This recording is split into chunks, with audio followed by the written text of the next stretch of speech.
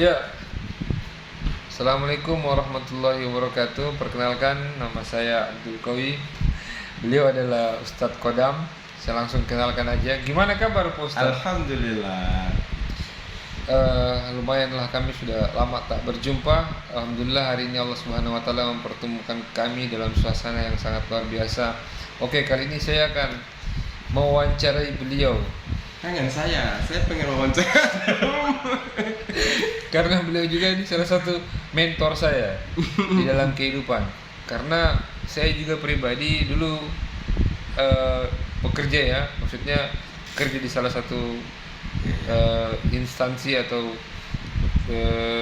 di perusahaan seperti perusahaan swasta, yang mana saya takut eh, tidak, kalau saya keluar ini rezeki saya bakal mandek seperti itu. Namun dengan saya selalu berinteraksi sama beliau ini, saya yang tadinya ragu-ragu akhirnya semangat untuk resign seperti itu. Nah, langsung saja kita mewawancarai beliau ya. Jadi sekarang sudah resign dari kantor. Iya, saya ternyata yang diwawancara.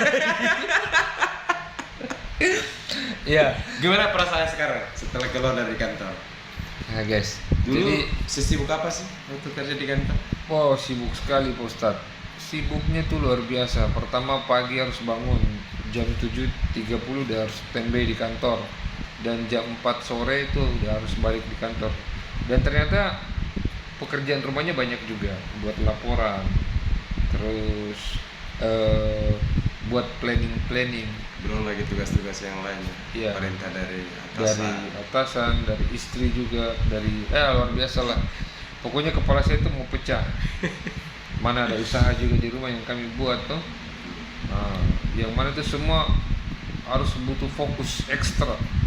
Ya, namun saya beranikan diri untuk resign dan ternyata usaha itu luar biasa. Mungkin saya berikan bagi tips buat teman-teman ya. Ada beberapa usaha yang bagus, mungkin dianggap sederhana tapi hasilnya kalah gaji pegawai, terutama yang honorer. Yang honorer ya. Ingat tuh. Ini saya kasih tips nih. Pertama ada Maxim atau ojol atau Grab. Yang kedua ada barbershop. Yang ketiga Banyak lah. ada kuliner. Dan yang keempat masih banyak ya, seperti itu. Kita bahas satu aja. Contohnya Barbershop seperti yang antum. barbershop.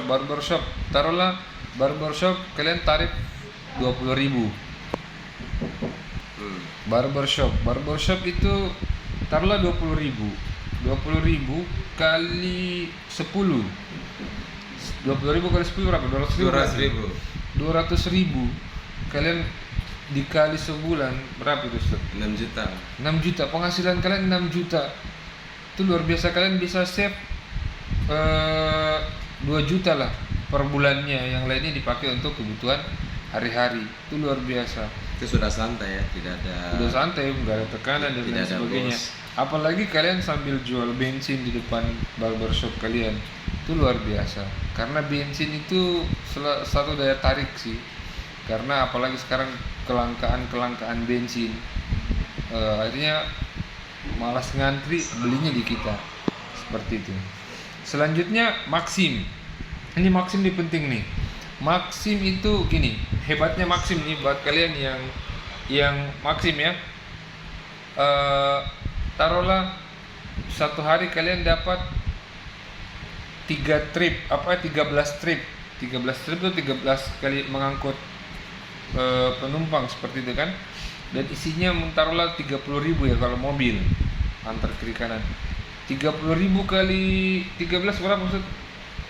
30.000 10 saja itu udah 300.000 ya. ya, 10 aja 390 lah. 390.000 kalian dapat per hari. Kalian bisa save 200.000 per hari. Seperti itu. Itu 200.000 per hari itu ya, sekitar 6 juta. 6 juta juga per hari. Itu udah luar biasa sekali. Ya, ini buat teman-teman yang pengen resign, apalagi mungkin yang masih honorer, bolehlah mungkin tetap lanjut honorernya. Tapi kalau saya sih tidak merekomendasikan ya. Karena susah bagi waktunya. Yang ketiga, tadi kan barbershop, yang kedua Maxim atau ojol ataupun Grab. Yang ketiga sate. Sate itu asapnya bisa jadi marketing. Ingat, kalian tidak usah cari-cari marketing, asapnya itu bisa jadi marketing. Ketika kalian kibas-kibas, ada motor, mobil lewat, asapnya kehirup, wih, Jadi lapar. apalagi yang lagi sedang lapar. Nah, itu salah satu referensi buat yang mau usaha. Luar biasa, satu tusuk sate plus apanya? Plus ketupat atau Ya, ketupat. lontong 15.000 kali 20 pengunjung. Wah, itu udah luar biasa. Dan kerjanya santai. Mungkin itu saja yang bisa saya berikan dari saya pribadi. Nah, sekarang kita wawancara nih Pak Ustadz satu nih.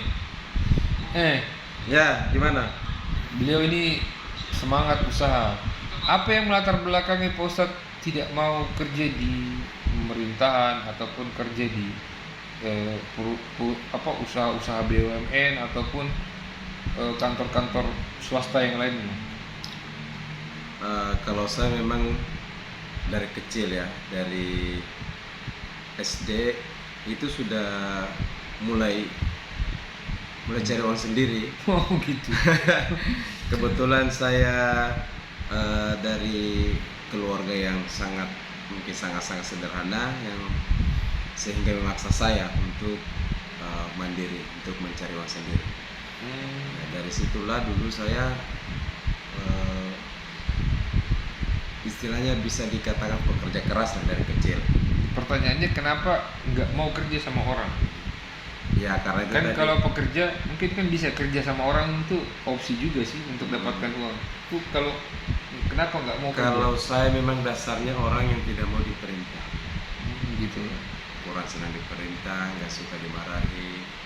Agak sensitif ya hatinya ya. Sensitif. Iya benar. Tapi itu bisa jadi motivasi. Ya. Supaya Buat kita- kalian ya yang Iya. mungkin sensitif hatinya, yang agak setengah mati dikit teguran langsung. Tapi mau tahu nggak Baper. penghasilan saya per bulan berapa? Ya berapa nih penghasilan di pusat? Ayo jangan kaget ya. Sesaat lagi tunggu pariwara berikut ini. Oke, kita lanjut. Mau tahu nggak penghasilan saya per Boleh. bulan? Berapa? Ya minimal 30 juta lah. Wah, gede ya, 30 juta. 30 juta itu gaji-gaji gubernur lah. Bahkan pernah 100 juta pernah. Wah, luar biasa. Itu dari mana aja, Pak Ustadz? Dari kuliner atau dari pengajian? Dari pengajian, Iya. dari percetakan, kemudian dari rumah makan juga, kemudian panggilan-panggilan Job job di luar ya. di luar. Jadi mungkin teman-teman, ini buat kalian ya, tahu nggak kenapa dia bisa sampai seperti ini? Kuncinya satu, apa itu? Skill. Skill ini penting. Jadi kalau mau cari uang tidak punya skill, kayaknya kurang deh. Makanya perlu kita ada skill ya. Tapi butuh keberanian juga. Butuh keberanian. Karena banyak teman-teman yang mungkin seprofesi dengan Pak Ustadz, Iya, tapi yang tidak pintar berani. ngaji, Bisa kori juga, nyanyi juga, betul. Tapi Bahkan punya banyak keahlian di bidang lain. tapi belum bisa mengeksplor dirinya ya. Belum bisa. Itu karena apa? Faktor ya? Belum bisa mengambil resiko. Masih ada ketakutan kalau dia Nyalinya kurang. Nyalinya kurang. Istilah kurang berani lah. orangnya. Sama, saya juga kan lagi pengen buat lagu nih. Jujur aja, nyali saya diuji sama beliau ini. Sumpah, nyali saya udah hancur tau pas ketemu dia. Lagu saya dia dimain-mainin. Tapi Astagfirullah. saya ambil motivasi juga dari dia. Pokoknya saya harus tutup. Ya, pokoknya tutup apa ya? Jangan tersinggung. Pokoknya saya harus batu kubur lah. Muka tebal pokoknya. Oh, memang itu kuncinya Pak Ustadz ya. Iya. Oh, jadi luar biasa ya teman-teman. Ternyata skill kurang. Kita perlu yang namanya nyali yang besar untuk Betul. berani mengambil risiko seperti itu. Kebetulan beliau ini saya sangat akrab. Mungkin dari sejak dia dari bawah sampai dia naik, turun naik. Saya tahu masalahnya beliau. Ujiannya berat. Dan dia sudah bisa lalui semuanya. Dan luar biasa hikmah-hikmah di balik permasalahan-permasalahan yang muncul ya Pak Ustadz ya. Itu luar biasa Pak ya. Fitnaan, sangat ujian. luar biasa. Tapi memang kalau tidak sesuai itu ada saja hikmah yang Allah Subhanahu wa taala berikan kepada kita. Tapi kadang-kadang kita harus berterima kasih dengan masalah. Oh begitu. Iya. Ini aneh nih. Itu kenapa harus berterima kasih dengan masalah? Karena biasa dari pengalaman pribadi saya, justru masalah itu bisa membuat kita lebih baik dari sebelumnya. Mungkin saya mau kasih logika dari apa yang disampaikan Pak Ustadz. Ibarat teh dengan gula. Ketika teh bercampur dengan gula, kalau tidak diaduk maka tidak manis. Begitu Pak Ustadz ya. Jadi harus ada adukan dulu. Diaduk-aduk, kasih kacau dulu kan, sehingga muncul yang manis. Begitu pula masalah yang ada itu ibarat gula yang lagi diaduk ya, biar manis. Gitu. Terus tipsnya apa nih untuk sabar? Gimana nih sabar nih? Tipsnya apa? Sabar. Agar sabar ini. Saya kadang kan orang itu Kalau berbicara masalah sabar, tidak sabar dengan masalah. Gitu. kayaknya saya juga masih kurang sabar. Kurang sabar ya. Iya. Tapi yang sampean jalanin selama ini dalam mengendalikan emosi itu gimana? Apa yang tip-tip yang kau lakukan? Yang paling ikhlas saja, karena semua yang terjadi itu kan atas kehendak Allah semuanya. Jadi kita pasrahkan saja. Kalau kita sudah percaya dengan ketentuan Allah, pasti kita ada timbul rasa sabar di dalam hati kita. Ya, saya juga pun masih banyak mau belajar sabar karena terkadang itu emosi sudah ada di ubun-ubun. Ibarat gunung meletus itu sudah mengeluarkan laharnya, kita pengen keluarkan begitu tapi susah. Nah ini luar biasa ya, harus memang tetap ditahan ya. Apa kata Imam Syafi'i? Saya kutip Imam Syafi'i bilang, ketika Anda mampu menahan amarah Anda sesaat saja, maka itu akan menyelamatkan Anda. Saya kutip dari baginda Rasulullah SAW,